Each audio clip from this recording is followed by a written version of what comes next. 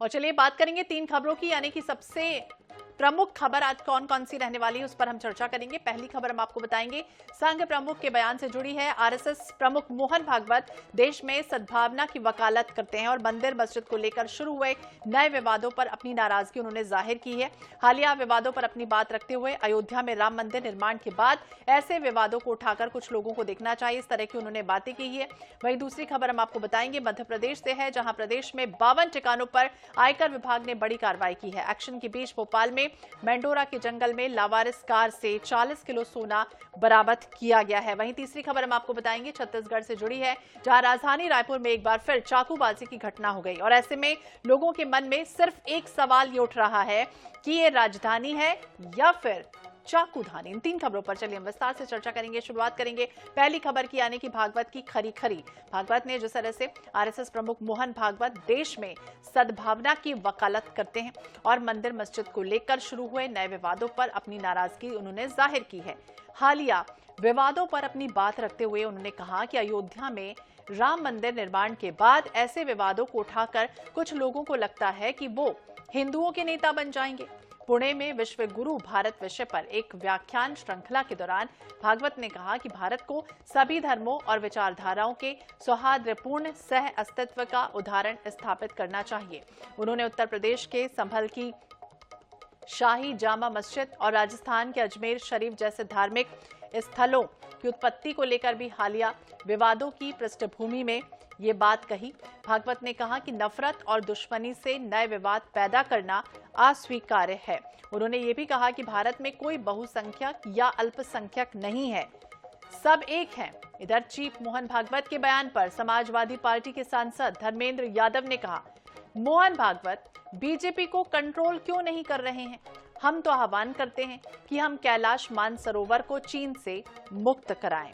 तो स्वीकार्य नहीं है। मंदिर मस्जिद के नए विवादों पर सख्त RSS chief Mohan Bhagwat.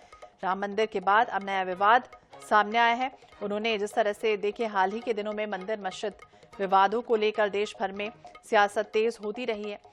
RSS प्रमुख मोहन भागवत ने बड़ा बयान दिया और ये कहा कि अयोध्या राम मंदिर निर्माण के बाद कुछ लोगों को ऐसा लग रहा है कि वैसे मुद्दों को उठाकर हिंदुओं के नेता बन सकते हैं।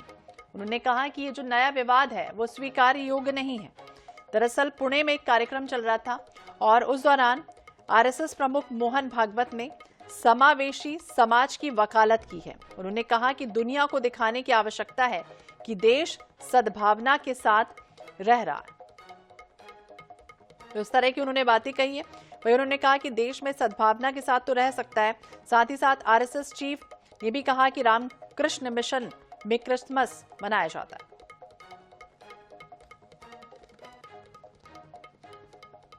प्रांत सह मंत्री विश्व हिंदू परिषद से हमारे साथ घनश्याम चौधरी जी जुड़ गए। बहुत बहुत स्वागत है घनश्याम जी आपका NH24/7 पर। और अभी हाल ही में हमने देखा अयोध्या राम मंदिर बाबरी मस्जिद का विवाद जैसे तैसे खत्म हुआ, लेकिन अब ये नया विवाद, आरएसएस प्रमुख मोहन भागवत के इस बयान को आप कैसे देखते हैं? नहीं, आपने कहा ना राम मंदिर का विषय जैसे तैसे खत्म हुआ नहीं, हिंदुओं के संघर्ष से समाप्त हुआ है वो जी। और भगवान राम के जन्मभूमि पर मंदिर बनाने का कार्य हिंदू समाज ने संघर्ष करके किया है। अभी आपने कहा कि मोहन भागवत जी ने कहा है कि जहां तहां मंदिर ना खोजे और हिंदुत्व का एजेंडा खड़ा ना करे, ऐसा आपके द्वारा बोला जा रहा है। ऐसा नहीं है। मोहन भागवत जी ने कहा है कि कोई भी, आजकल एकदम सस्ती राजनीति हो गई कि कोई भी कहीं पर भी इस टाइप के विषय खड़े कर देता है और आधे में छोड़ देता है। जिनको खड़े करना है, जो समाज की राजनीति कर रहे हैं, विश्व हिंदू परिषद, हम विश्व हिंदू परिषद के कार्यकर्ता होने के नाते मैं कहता हूँ कि विश्व हिंदू परिषद संतों के नेतृत्व में चलता है। संत उसके मार्गदर्शन करते हैं, साधु संत। उन्होंने तय करना है कि कहां पर हिंदुत्व के साथ में खिलवाड़ किया गया, कहां पर हिंदू अस्मिता के साथ में खिलवाड़ किया गया, कहां हिंदू मठ मंदिरों को गुलामी के काल में दबाया गया, उसको सामने आएगा तो हिंदू समाज सामने आकर के उसको मांग तो करेगा, क्योंकि हमारी चीज है, हम उसको मांगेंगे।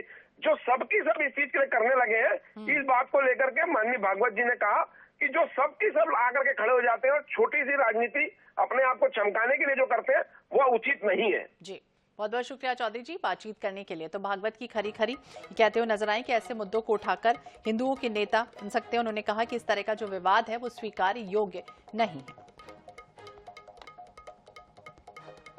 और चलिए बात करेंगे मध्य प्रदेश की। भागवत की खरी खरी के बाद जंगल में आखिरकार ये किसका खजाना मिल गया है। वाहन में, अज्ञात वाहन में मध्य प्रदेश में 2 दिनों से जिस तरह से आयकर विभाग की रेड पड़ी है, बड़ा खुलासा हुआ है। भोपाल में रियल एस्टेट कारोबारियों पर एक्शन के बीच रातीबड़ क्षेत्र के मेंडोरा के जंगल में एक कार लावारिस हालत में मिली है। आयकर विभाग की टीम ने कार से करीब 40 किलो सोना बरामद किया। 2 बैग में करीब 31 करोड़ रुपए के जेवरात जब्त किए गए। बता दें कि भोपाल, इंदौर और ग्वालियर में 52 ठिकानों पर तीसरे दिन भी आयकर विभाग की कार्रवाई जारी रही। अधिकारियों को ये अंदेशा है कि जिन रियल एस्टेट कारोबारियों पर आयकर विभाग ने दबिश दी है, सोने के तार उनसे जुड़े हैं। पिछले 3 दिनों से चल रही बिल्डरों के खिलाफ कार्रवाई के दौरान आईटी की टीम को कई अहम सुराग भी मिले हैं। तो कार से 40 किलो सोना बरामद हुआ। हालांकि किसका है सोना, फिलहाल पूरे मामले की तफ्तीश जारी है।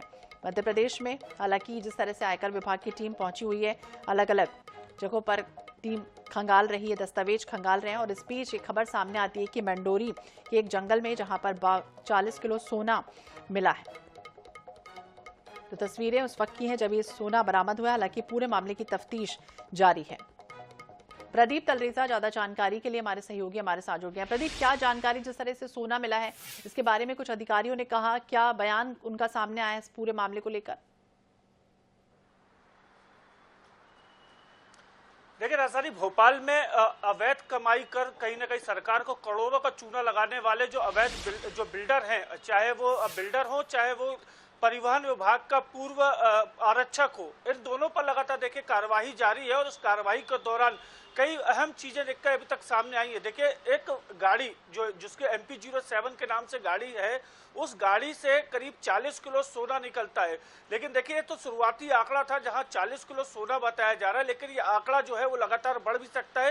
ये जानकारी निकल कर आ रही है। बताया ये भी जा रहा है कि लगभग 50 किलो से ऊपर ये सोना है। और इस सोने की अगर कीमत को देखा जाए तो तकरीबन 40 करोड़ रुपए से ऊपर की ये पूरी कीमत है। देखिए, हमने देखा कि पिछले दिनों रियल एस्टेट के जो कारोबारी हैं, उनके घर रेड पड़ती और रेड पड़ने के बाद में लगातार एक के बाद एक खुलासे जो है वो लगातार हो रहे थे।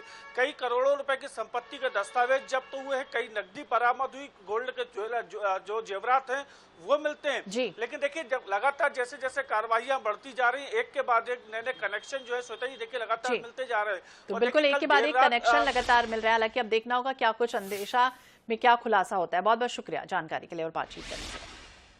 और चलिए अब रुक करेंगे तीसरी खबर का, यानी कि छत्तीसगढ़ का, जहां राजधानी रायपुर है या फिर ये चाकू धानी बन चुकी है।